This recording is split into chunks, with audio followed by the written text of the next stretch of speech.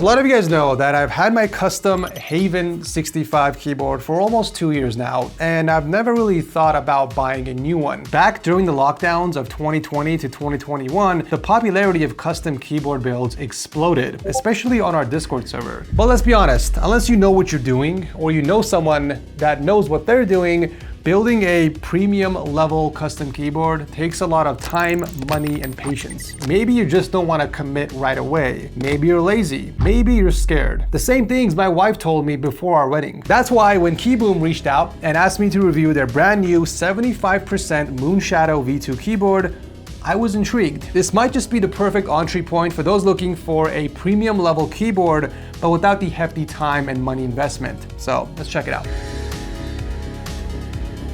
So I've been using the Moonshadow V2 with my setup for just over 2 weeks now, and I would say I've had plenty of time to play around with it. When I first saw the size of the box, I almost thought we had some sort of miscommunication and that Moonshadow was sending me a full-size keyboard. Turns out the packaging is built like that to protect the keyboard with thick foam on all sides, plus all the extra tools and accessories are in here. Inside you get the keyboard itself, which let me tell you is one heavy boy. We got the USB-C cable with its wireless dongle, a manual, a switch and keycap puller, and even some extra keycaps for Mac users, plus spare switches in case one breaks. And check this out, there's a spare PC plate inside, so you can swap out the pre-installed FR4 plate for a different typing experience. They really thought of everything here. So this is a 75% hot swappable mechanical keyboard, and it retails at $160. You get 3 color options to choose from: silver, black, and pink, each featuring different keycap styles. However, regardless of the color variant, all of them come with the same Kiboom Flick linear switches. And since it's hot swappable, you don't really have to worry if you want to try something new later on. Kiboom was also kind enough to send over a full set of their brand new Matcha linear V2 switches, so we'll be doing a sound comparison later in the video. Besides that, they also sent over a pretty cute keycap set called the Mayor Bang Woof Woof.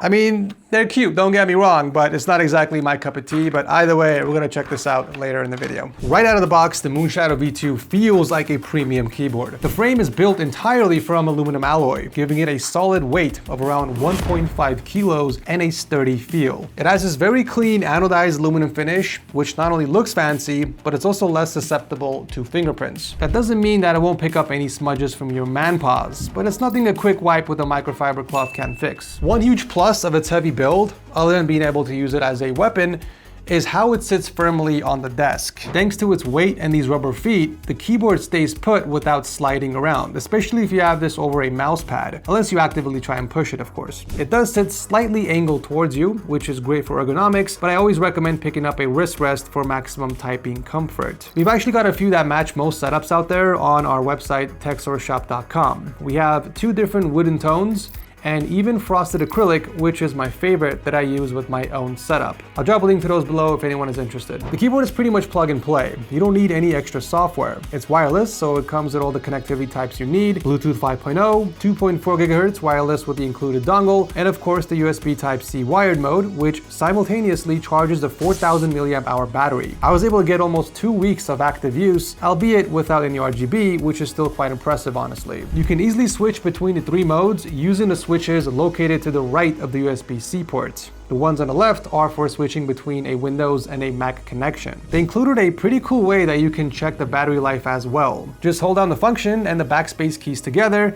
and the numbers from 1 to 0 light up to show the remaining charge. Now this only works if you have Bluetooth or 2.4 GHz mode enabled. Unfortunately, it doesn't come with any RGB software, so all the lighting effects are controlled through the shortcuts combined with the function key. Page up toggles the backlight, the backslash cycles through the effects, square brackets adjust the hue, and the arrow keys tweak the brightness and effect speed. Personally, I usually keep it off, or I run it on a static color if I'm shooting an Instagram reel. Either way, the lights aren't that visible anyways because the keycap legends aren't transparent and the RGB lights show only through the gaps. As I already mentioned, this is a 75% keyboard. That means you get all your navigation keys on the right side and a dedicated row of function keys along the top. Now I do think that the delete key is placed in an awkward spot, but they did that so they could put the volume knob on the top right. right. Now this knob is also made out of metal. It feels high quality and super responsive to the touch. It is, however, a little too wobbly for my taste. As you can see here, it moves quite a bit if you wiggle it, but it doesn't really take away from its usability. You can use it with just one finger without having to grab it, and when you twist it, you get this very satisfying tactile feedback for every increment that basically lets you control the volume perfectly.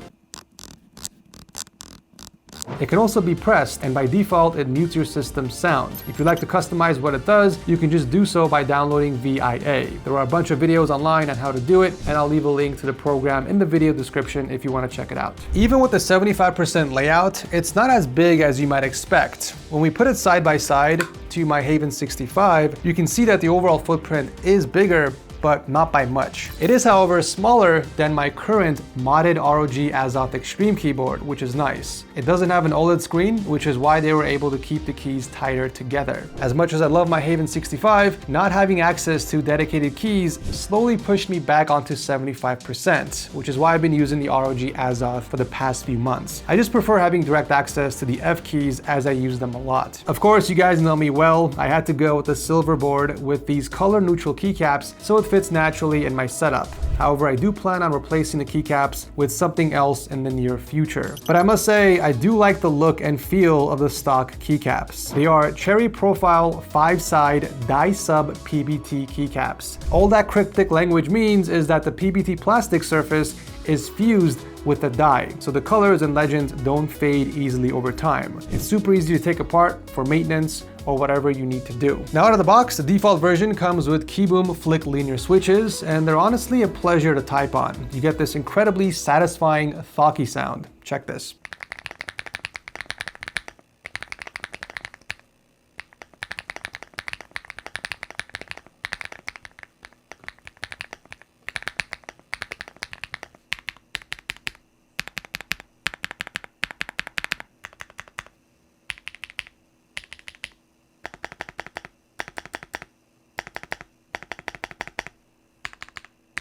And now I'm going to replace the current switches with the new matcha lattes that were sent to me. I'm also going to swap out the included FR4 plate with the PC one.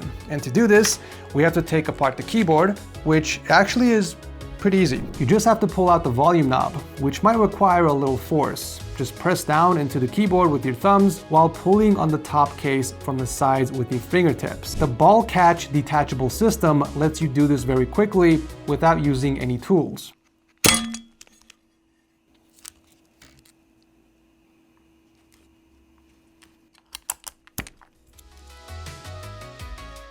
Oh look, the stabilizers are pre-lubed, and there's even this extra silicone sticks to fill the gaps underneath the spacebar for better acoustics. Lovely.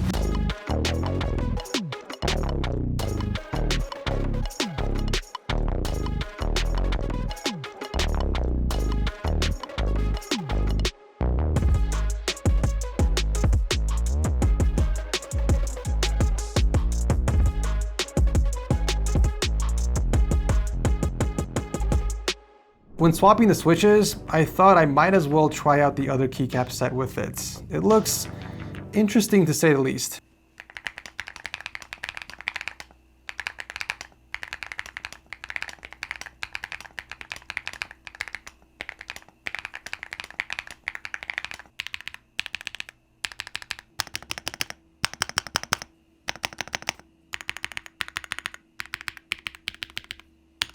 So these matcha latte switches still deliver that satisfying thock, however it's slightly more audible if you really pay attention.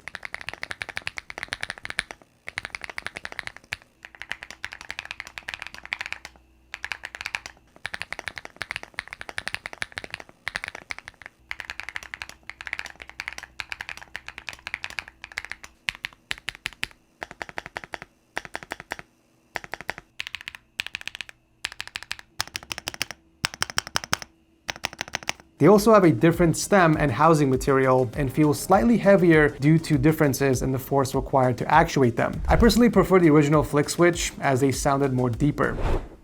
Now I've built a few custom keyboards in my lifetime, and although the experience was very fun for me, not everyone has the time to wait around for group buys, the desire to solder stuff together, or even spend that kind of money on a keyboard. It's kind of like building your own PC, right? Buying a pre-built PC is just not the same. I mean, sure, you can buy your dream gaming PC with the specs you want, but it's the building experience that's the fun part. Same thing with custom keyboards. You do it for the experience. I mean, sure, you can build a custom keyboard on a budget, but for the price, the Moonshadow V2 is actually a really good deal. I mean, the way I see it is if a company offers a fully pre-assembled, pre-looped keyboard that's hot swappable, has tons of sound dampening, and a heavy-duty build quality, it's worth considering. The only gripes I have with it are the quirky keycap sets and the fact that the volume knob is a bit wobbly. I mean, the keycaps can be swapped out easily, so that's not really a big deal. But yeah, overall, for $160, this is a very solid board, and this will now replace my ROG Azoth Extreme, and it will be my daily driver on my setup. If you guys want to check out the keyboard, I'll drop a link to it down below. Thanks for watching as always, and I'll see you very soon in the next one.